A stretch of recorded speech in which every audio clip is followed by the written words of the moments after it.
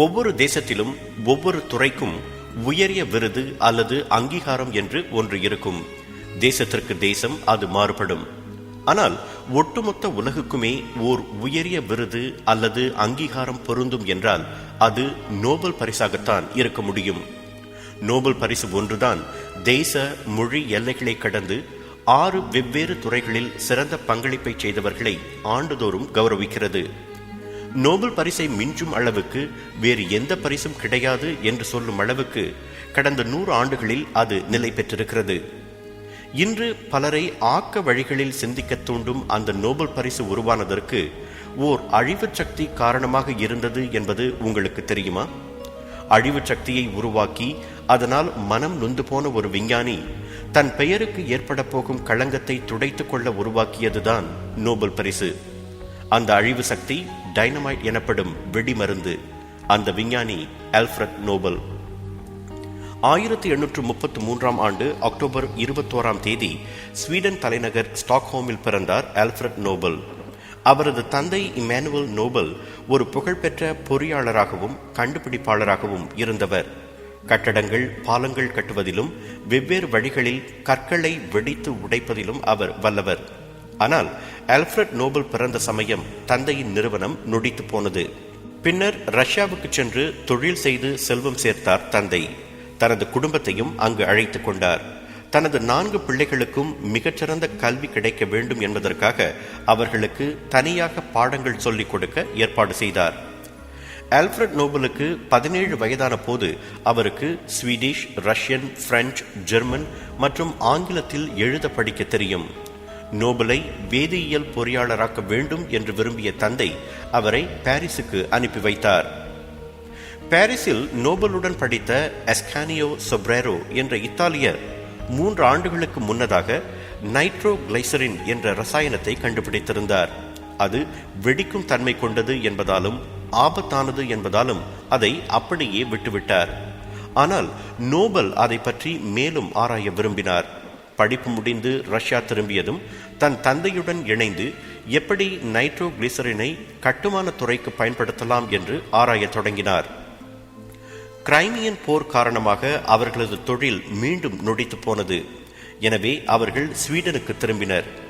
Sweden வந்த பிறகு நைட்ரோகிளிசரினை வெடிமருந்தாக உருவாக்குவதில் ஆராய்ச்சி செய்தார் நோபல். அது அபாயமான பொருள் என்று தெரிந்தும் அதனை பாதுகாப்பானதாக்கினால் நல்ல காரியங்களுக்காக பயன்படுத்த முடியும் என்று அவர் நம்பினார். ஆனால் அதற்கு அவர் செலுத்திய விலை அதிகமாக இருந்தது.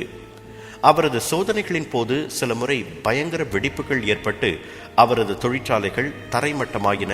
சிலர் உயிரிழந்தனர். அவர்களுள் ஒருவர் நோபலின் இளைய சகோதரர் எமில்.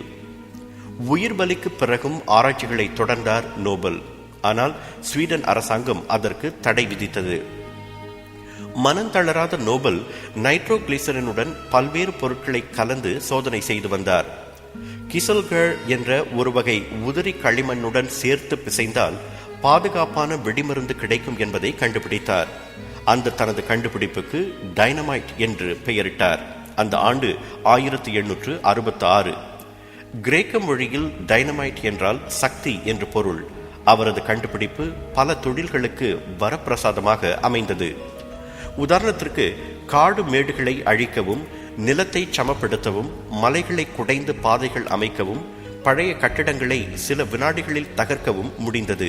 ஆல்ப்ஸ் மலையை குடைந்து செயின்ட் கடார்ட் குகை பாதை அமைக்க நோபலின் டைனமைட் தான் பேருதவி புரிந்தது. அவரது கண்டுபிடிப்புக்கு அமோக வரவேற்பு கிடைத்ததால் 20க்கும் மேற்பட்ட நாடுகளில் அவர் 90 டைனமைட் தொழிற்சாலைகளை உருவாக்கினார். பெருமளவில் செல்வம் சேரத் தொடங்கியது.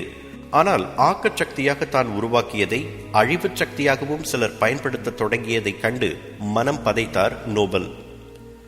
1888 ஆண்டு நோபலின் சகோதரர் லுட்விக் காலமானார்.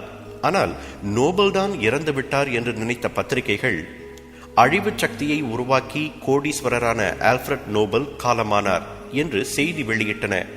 அதனை படித்து அதிர்ந்து போன நோபல் தன் உண்மையான மரணத்திற்கு பின் உலகம் தன்னை பழிக்கப் போகிறது என்று கலங்கினார்.